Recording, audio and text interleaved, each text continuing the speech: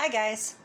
So today I'm going to teach you how to make madeleines. This is a recipe that I found online. I love it. Couple things to take into consideration is that you do have to sift together the ingredients that are dry. Now I found this sifter, I don't even know where. I love it. But you can also use the flour sifters that have the little handle that, sift things together. But you're going to use a cup of flour, a teaspoon of baking powder, 1/4 teaspoon of salt, and you're going to sift all of that together. It makes the powder a little bit fluffier and everything like that when you put it into the bowl, and it gives the madeleines that light texture. After you do that, you're going to take your wet ingredients, basically your 2 eggs, your half teaspoon of vanilla, and 2 tablespoons of golden syrup. I use Golden Light Agave.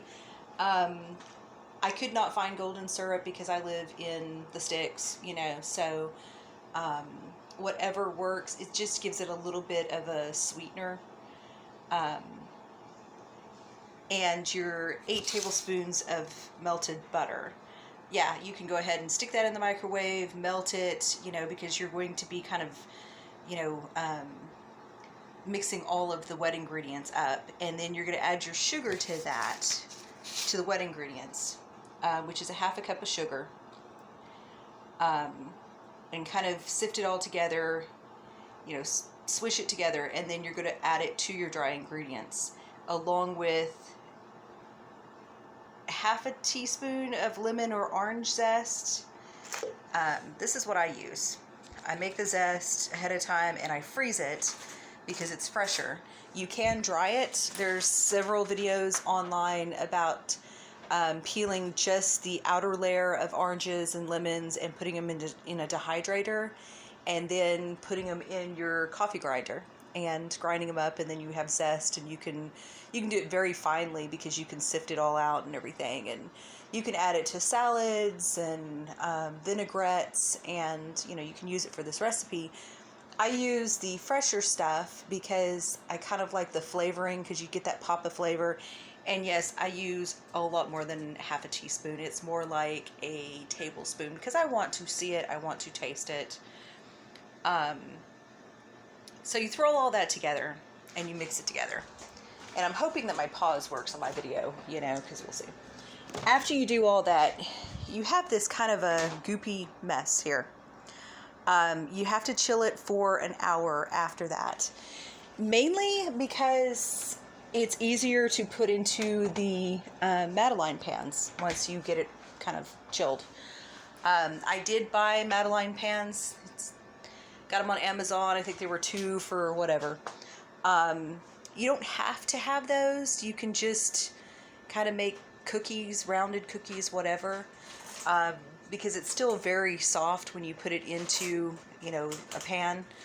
But I like the madeleine pans just because you just throw the dough in and it'll form to that little, design. And I just like it. It makes it crispy because it's a dark pan. And I don't know, just it's cute. I was going to do a lot of bake sales until Corona happened. And so I sold a lot of madeleines at the bake sales. But now that Corona's happening, I don't know if we're going to have bake sales anytime in the near future. So I'm going to hopefully pause this and show you what they look like going into the pan. So we'll see if this works. Okay, so I'm back. Did I chill it an hour? No, I usually really don't. Maybe 10 minutes, because it really gets hard really fast, and I don't want to be too hard because then it won't form the shape that I want it to form. You really don't have to chill it at all if you don't want to. It's a very forgiving recipe. If you don't want to use sugar, you can use stevia. Flours, just kind of play with it. You can use coconut flours, almond flours, whatever.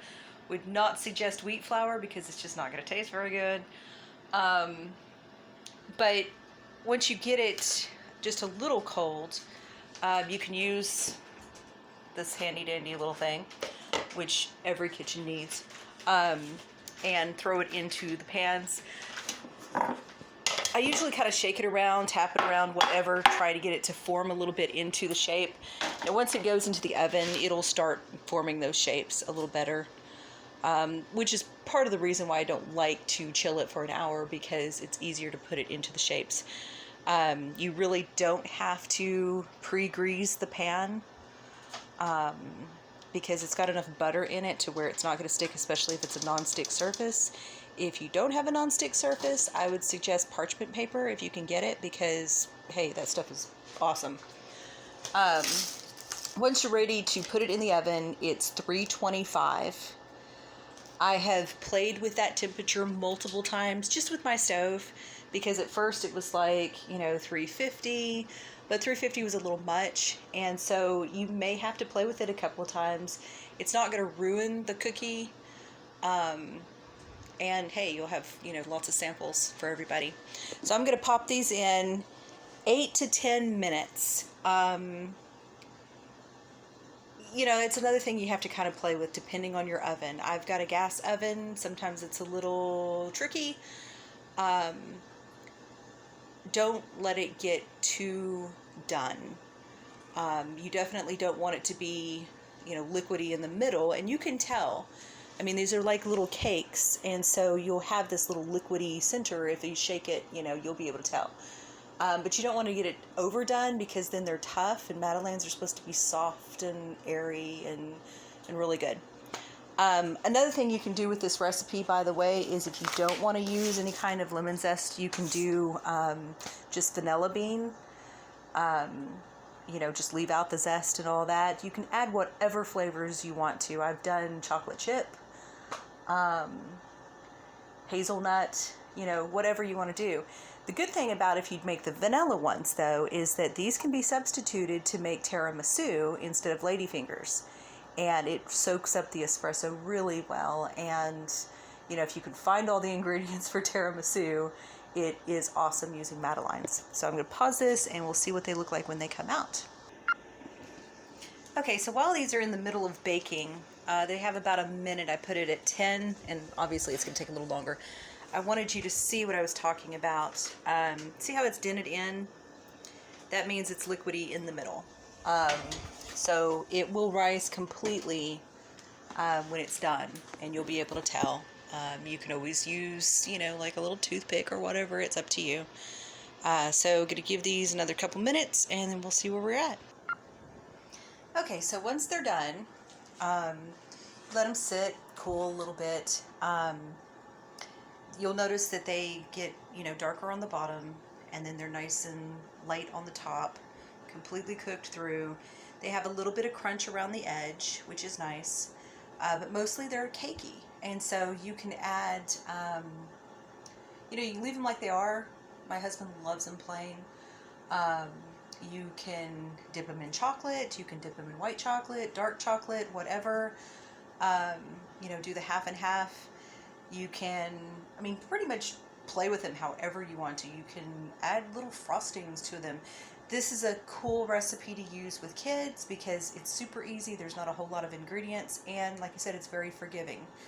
It's hard to screw up. The whole purpose of the pan, though, with the indentation is to give it that, darker color on the bottom. If you want it more even, you can try to flip it because it will be cooked on the bottom. It depends on how talented you are on flipping. If you're super talented, great. If you do tea time with little cakes and cookies, this is a great thing for tea time. I am steeping my tea as we speak. And I wanted to give a little bit of a shout out to August teas, this low country tea, black tea with bourbon and burnt sugar notes. Oh my gosh, it's so good. And I'm not a huge tea drinker, but when I want my tea, I want it to have good flavor, and this stuff really does have good flavor. You see my little Star Trek type mug? I love that. Anyways, try it out. I will post the ingredients and the directions with the video, since I did not show you all that because I've only got one hand. And we'll, you know, give it a try.